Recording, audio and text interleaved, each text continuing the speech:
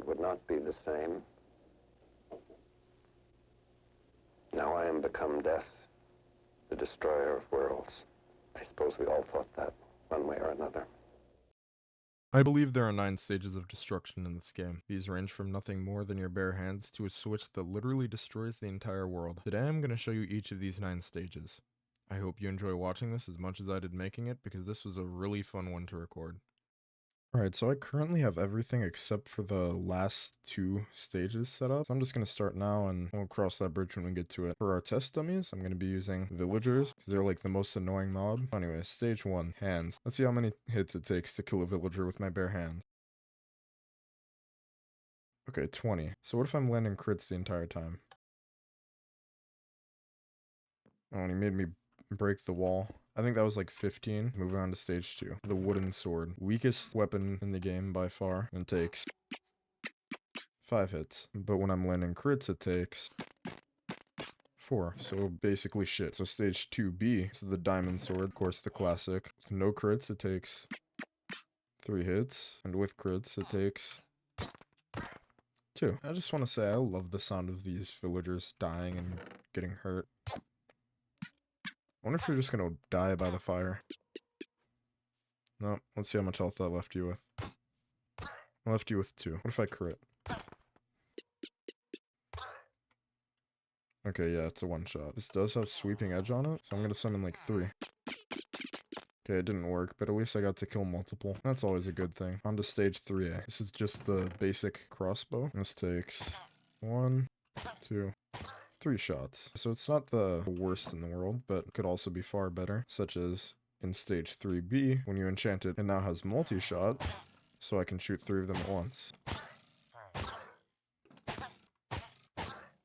So there it took 7 shots to kill all 5 of the villagers. But something that a lot of people seem to forget is stage 3C here, which is where you can effectively turn the crossbow into an RPG through the use of firework rockets. So if I put that in my offhand, then I summon in these villagers, I get some good range, and then, yeah, it's effectively an RPG.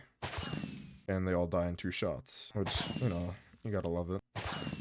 Beautiful. On to stage 4, which is the arrow cannon, which is that monstrosity that's been looming in the background. Just to demonstrate the sheer power of this, I'm not even going to use any villagers. I'm going to use their protectors. I'm going to use 5 of them. When I push this button, they will all die. And yes, I need this for my own protection, even though I'm in creative mode. Oh, you can see it loading. Yep, they have about 3 seconds left. That was honestly a lot more powerful than I thought. What if I summon like 20? Just because of how powerful this thing is. I'm actually kind of shocked that worked. So believe it or not, there are currently 50 iron golems in this pit.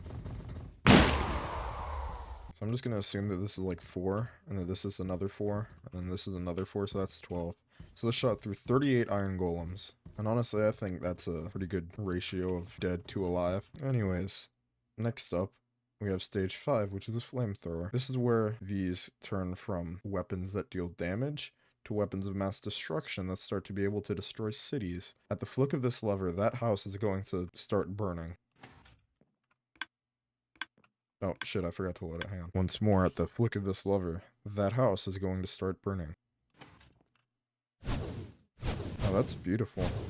I love the sound it makes too. Okay, yeah, but I think that's enough.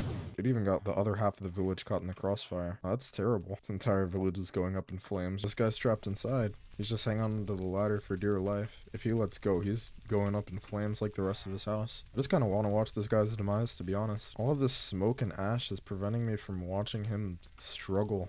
Oh, yep. He's not even trying to escape. There he goes. He's off. He's running. Alright, so he's still alive, but barely, and the psychological scars, I'm sure, are gonna stay with him forever, even longer than the physical ones. Anyways, on to stage 6, which is the classic TNT cannon. So this thing, if you guys remember from about a decade ago, is just gonna launch one single piece of TNT into the village. And it's gonna look something like this. Holy shit, that launched me. And it went to the next house over even. I'm gonna be having a lot of fun with this. I haven't built an old-fashioned TNT cannon in forever. So I've just absolutely decimated this house, and then this one's in shambles as well. Next up, stage 7, the bomb. So for this, I need a minecart with TNT, and I do have to set this one up now, because had I set it up before, this video would have been a steady 17 FPS up until this point. What I'm going to do here is I'm going to change my use item from right click to B, and then just hold down B until my FPS drops to about, well, 17. There we go, we dropped down to 17 FPS, and we have about 5,000 minecarts down. Okay, I can't replace that, unfortunately. Alright, I'm gonna start this explosion. That simple act of me just stepping into those minecarts actually did start that explosion, so I'm definitely gonna keep my distance from that thing. Oh, it just became really bright out all of a sudden. I wouldn't be surprised if that was the bomb itself. Is it working? Just want to double check. Oh, yep, I hear it. That means it's working, which is both a good thing and a very, very bad thing. Very good thing for content, but very, very, very detrimental for my PC. Oh, that's just the start, by the way. Holy shit, they're all going up. My favorite part about this is that I can see the villagers' dead bodies on the ground because my game doesn't have the resources to render them as being dead. Oh, there's still some. Oh my god, that is horrifically loud. Hello? Minecraft? I think my game might crash here. We're back. And even louder than before. My 3070 is hovering around 80% usage right now. And it became daytime again. Wonder how loud it is. Oh, still very. What sound is even playing right now? I guess that one.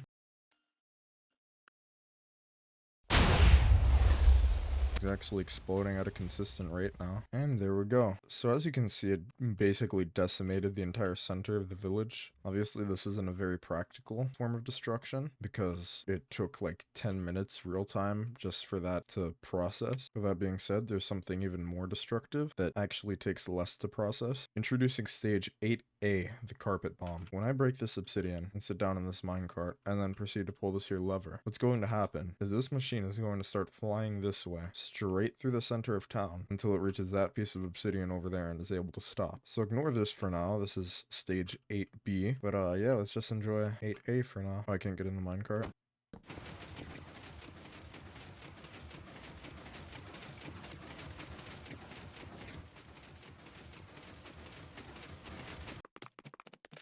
I'm spamming right click right now trying to place down this log. Nothing that I'm doing is having any effect on the world around it. I think that TNT minecart explosion was so incredibly powerful that it just broke my entire Minecraft.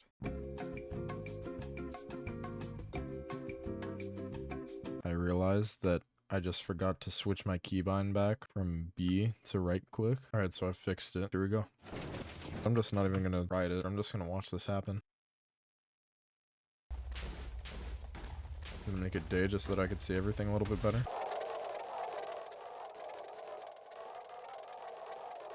Finally, the destruction is over, at least for this poor village. So that was stage 8A. This is going to be stage 8B. Just have to finish up wiring a little bit of stuff, and then run for a treat. I'll just say that. What's the famous Boffy quote? I'm like the electrician of death, just wiring up my cow slaughter machine. Except instead of cow slaughter machines, it's a fucking B-29 ready to flatten this entire village. Boop it up, beep.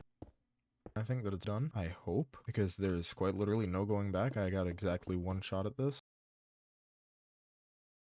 I'm gonna keep a little bit of obsidian on me just in case worse comes to worse and I need to use it. Without further ado, it's time for stage 8B, which is effectively a B-29 going over the village. And if you watch my intro, you know exactly what I mean by that. Look at all the villagers. They don't know what's coming. This is beautiful. This is glorious. This is everything I could have hoped for. It's like take your dream WMD and then like multiply it by about 150,000, and this is what I'm looking at right now. Now this one's lagging behind a little bit. I feel like I'm gonna get shell shock from a fucking Lego game.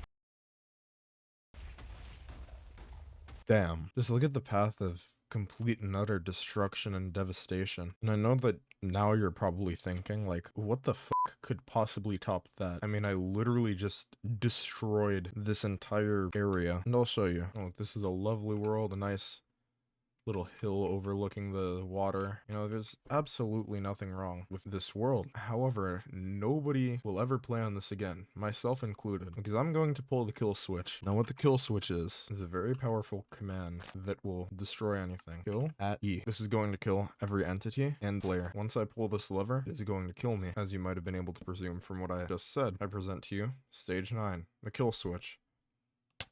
You see, since it's on a repeating command block, anytime that I respawn, I instantly die. There's no way for me to get around this. There's no way for me to stop it. This world is as good as gone. No matter how bad I want to, I can never get back into this world again. This world is as good as deleted.